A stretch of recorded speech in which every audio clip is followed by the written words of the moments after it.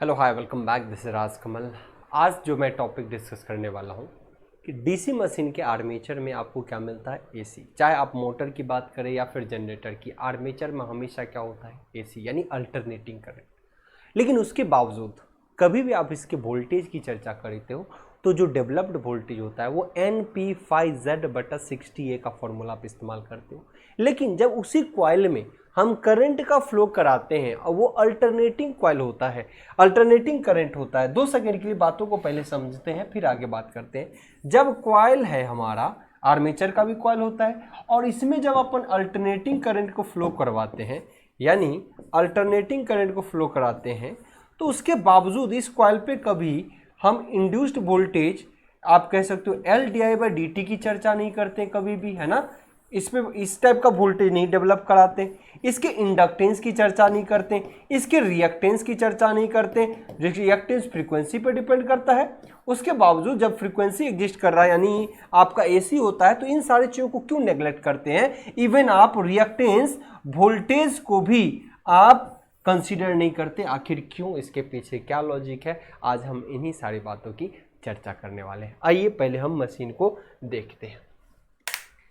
यहाँ पे जो पिक्चर है ये एक 2 पोल मशीन का एग्जांपल है, डीसी मशीन का, और यहाँ का जो एक मशीन है वो एक 4 पोल डीसी मशीन का एग्जांपल है। इस 2 पोल 4 पोल के अंदर देखते हो तो यहाँ पे N पोल, यहाँ पे S पोल, और ये आपका आर्मेचर है, और इस पे आर्मेचर के वाइंडिंग की गई है कुछ इस तरीके से। आप यहाँ प्लस माइनस जो देख रहे होंगे, ये किस चीज़ के लिए इस्तेमाल किए गए हैं, वाइंडिंग्स के लिए रिप्रेजेंटेशन। चूंकि जो पोल डेवलप कर रहे हैं N पोल और S पोल, तो कहीं ना कहीं उसके लिए अपने को वाइंडिंग देना पड़ता है, तो उसी का रिप्रेजेंटेशन है प्लस माइनस ये, है ना। ठीक है, यहां पर जो 4 पोल मशीन लिया गया है वो देखिए, कुछ ये आर्मेचर है, ये आर्मेचर की वाइंडिंग है, यहाँ पे पोल है N पोल और S पोल, कुछ इस तरीके से आपके दिए हुए हैं। तो 2 पोल और 4 पोल। अब यहां पे समझिएगा, एक मशीन में ये कंप्लीट एक वाइंडिंग्स होते हैं, यहां पर अगर बात करें तो, और इधर भी एक वाइंडिंग्स होते हैं। मतलब ये कंडक्टर ऐसे ऐसे ऐसे ऐसे लपेटे होंगे, है ना, N2S N2S N2S। यहां पे N2S जो वाइंडिंग होती है वो कैसे होती है, N2S N2S N2S N2S, है ना, N2S N2S N2S। यहाँ की वाइंडिंग N2S N2S N2S, यहाँ की वाइंडिंग N2S N2S। इस तरीके के वाइंडिंग होते हैं हमेशा N से S की ओर। नाउ अगर मैं बात करूं तो ये पॉइंट कैसा, ये एक ऐसा आपको न्यूट्रल पॉइंट मिलता है जहां पर फील्ड जो है बहुत वीक होता है, और थोड़ा बहुत फील्ड भी होता है, वो फ्रिंजिंग इफेक्ट के कारण थोड़ा सा हम फील्ड यहाँ पे मानते हैं।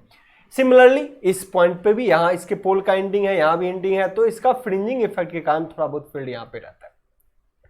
अब मैं यहाँ पे चर्चा करने वाला हूं इस अल्टरनेटर में, जो आप बात करते हो कभी भी कि सर यहाँ पे इंडक्टेंस की चर्चा क्यों नहीं होती।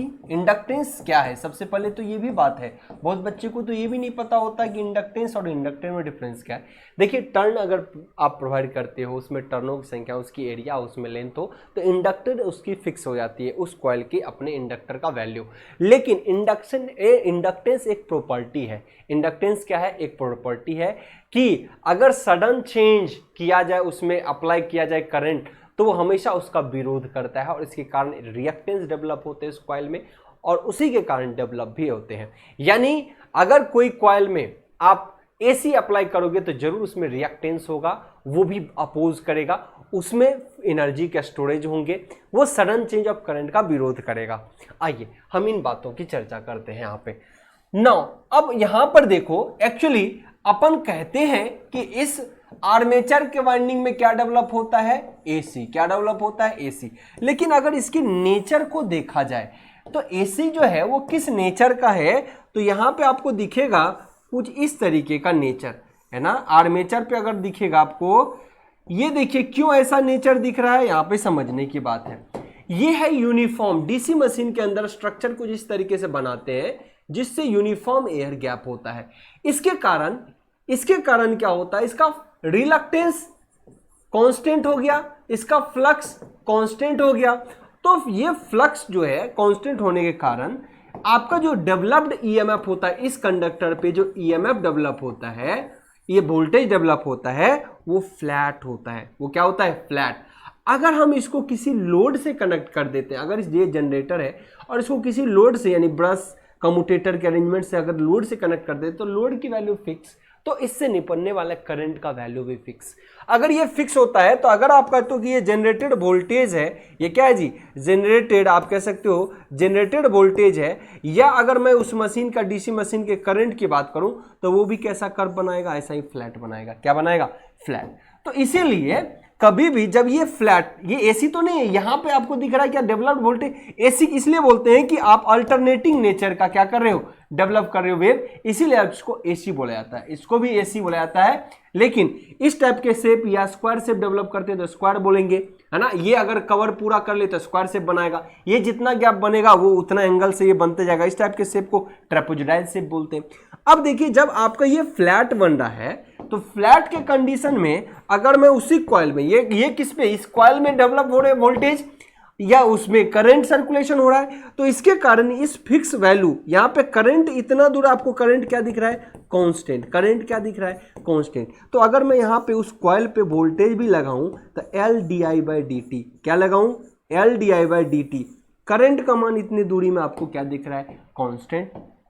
तो करंट का कांस्टेंट होने के कारण वोल्टेज जो है, इंडक्टिव वोल्टेज अगर बात हम करें, यहां पे क्या बात करें, अगर इंडक्टिव वोल्टेज की बात करें तो आपको मिलता है 0।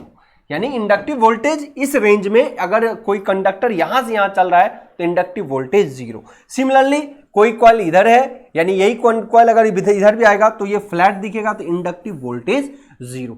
लेकिन क्योंकि कॉइल में कांस्टेंट करंट जा रहा है, लेकिन अगर मैं बात करूं इस जोन से इस जोन के बीच, जहां पे फील्ड एकदम नहीं है, बहुत कम है ना, इस दौरान आपका कंडक्टर क्या करता है, ध्यान से समझिए। इस दौरान इस कंडक्टर में जो करंट आ रहा है तुरंत ही, अगर ये रोटेशन में, अगर मान लो ये इस डायरेक्शन में रोटेट कर रहा है, चलो उल्टे इस डायरेक्शन में रोटेट कर रहा है, तो जो करंट कंडक्टर पे आपका करंट आ रहा है ना, इस पॉइंट पे अब उसमें जाना है, यानी करंट का तुरंत रिवर्सल होना है। एक जगह अगर आपका आ रहा है तो इस पॉइंट पे आने के बाद उसको जब वो घूमते हुए आएगा तो अब उस डायरेक्शन में जाएगा, यानी यहां पे चेंज इन करंट होता है, चेंज इन करंट होता है। अब देखिए जहां पे चेंज इन करंट होता है वहां पर रिएक्टेंस डेवलप होता है। इन कॉइल कहता है कि it's oppose the cause of production, वहां पे वोल्टेज भी डेवलप होगा क्योंकि करंट आपका लगातार चेंज हो रहा है।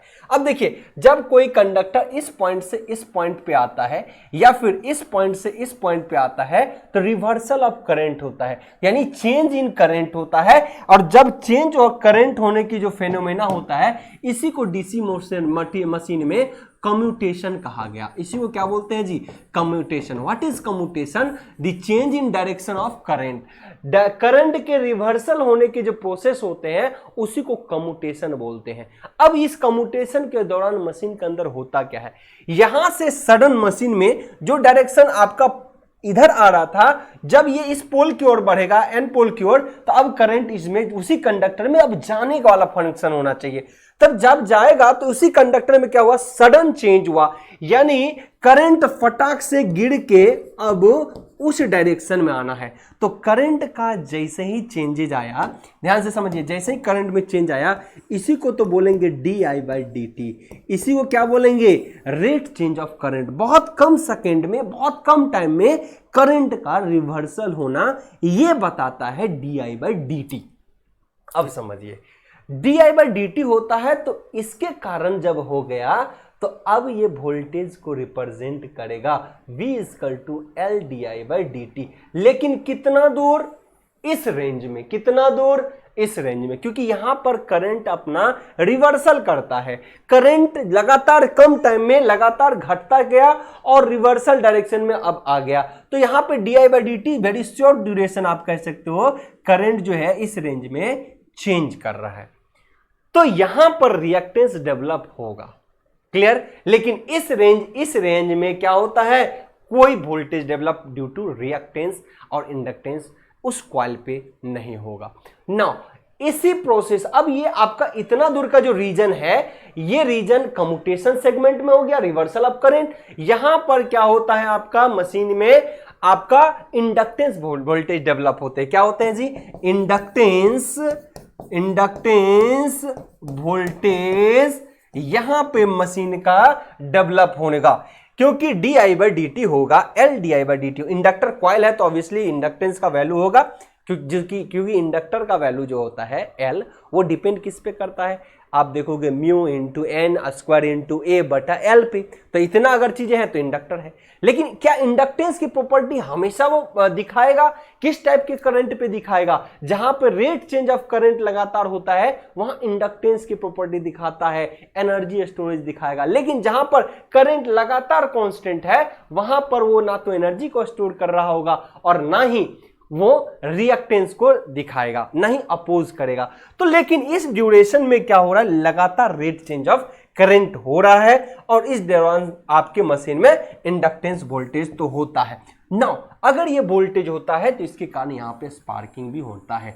इसके कारण क्या होता है, यहाँ पर स्पार्किंग यहाँ नहीं होता, मतलब समझिए यहाँ रिवर्सल होने के कारण कम्यूटेटर और ब्रश का जो अरेंजमेंट होता है वहीं पे स्पार्किंग होता है, क्योंकि ये वोल्टेज डेवलप करने लगता है। कौन सा? Inductive voltage. कैसा जी? Inductive voltage. इस पॉइंट पे कॉइल में एक एडिशनल वोल्टेज आपको मिलने लगता है, दैट इज इंडक्टिव वोल्टेज। तब ये क्या होता है, स्पार्क करता है।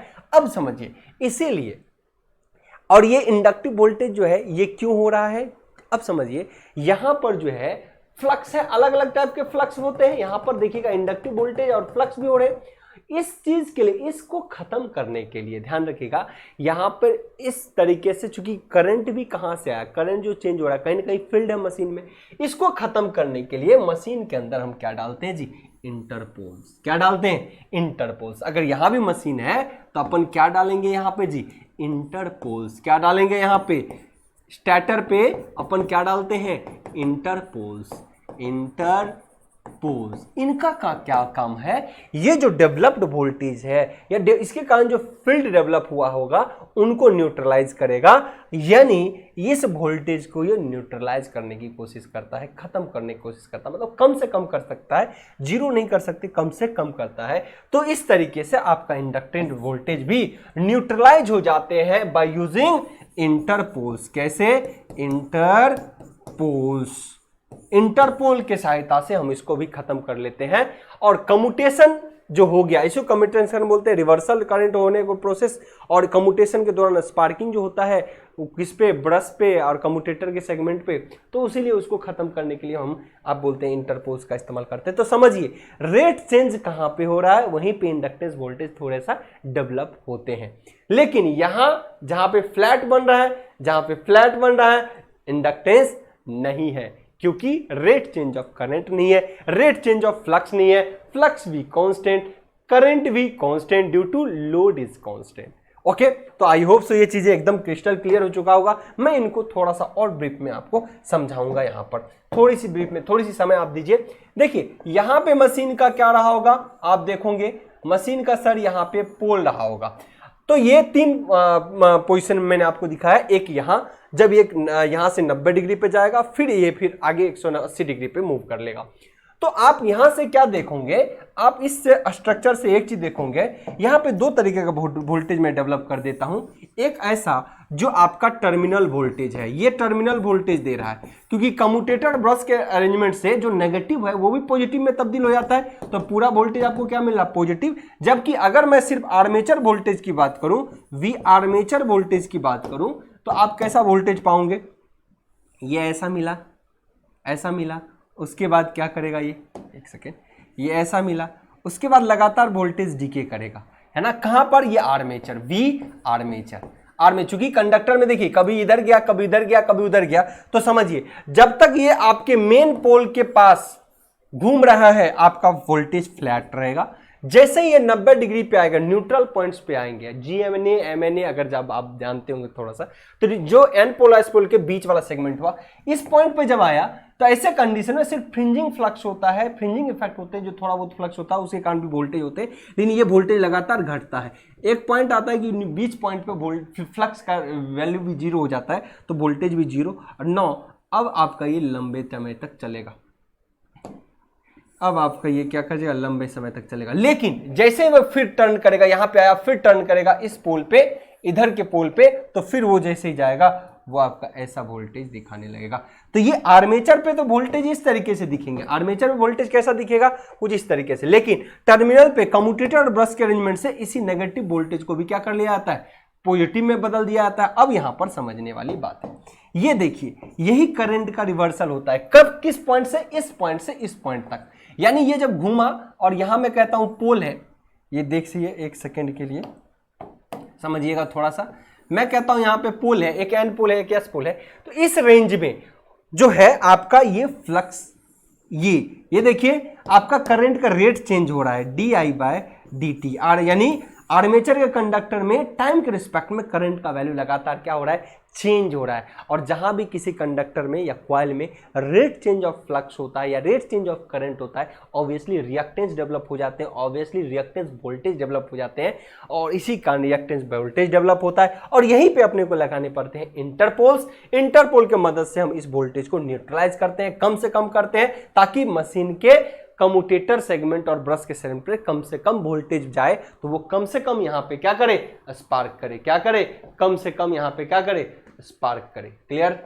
यहाँ पे जो होगी दोनों स्पार्क, वो एकदम कम से कम होगा, वो इसी कारण होता है। क्लियर है? तो मुझे लगता है कि आपको ये जानकारी मिल चुका है कि किस लिए, क्योंकि डीसी मशीन में एसी तो होता है पर उसका नेचर फ्लैट टॉप होता है। फ्लैट टॉप होने के कारण आपका रिएक्टेंस वोल्टेज इंडक्टेंस जीरो हो जाते हैं, काउंटर हो जाते हैं, खत्म हो जाते हैं। लेकिन जब आपका शिफ्ट होता है, कम्यूटेशन होता है, रिवर्सल ऑफ करंट होता है, वहां से इंडक्टेंस वोल्टेज जरूर डेवलप होता है। और इस इंडक्टेंस वोल्टेज को हम खत्म करने के लिए इंटरपोज का मदद लेते हैं मशीन के अंदर। तो उम्मीद करते हैं ये जानकारी आपको समझ में आ चुकी होगी। तो मेन ये है कि इंडक्टेंस इसलिए खत्म रहता है मशीन के अंदर, इंडक्टेंस वोल्टेज थोड़ा सा डेवलप जरूर होता है। तो रिएक्टेंस की बात करें तो एक्सएल 2πfl, और जब आपका फ्लैट होगा तो फ्रीक्वेंसी 0, और तब इसका रिएक्टेंस भी उस टाइम 0। क्लियर ना? तो इस तरीके से आप चीज़ों को अच्छे से समझ पाओगे। तो उम्मीद करते हैं आज के सेशन की जानकारी आपको मिल चुका है। हम मिलते हैं आपसे अगले सेशन में। Okay, bye bye, take care, thank you.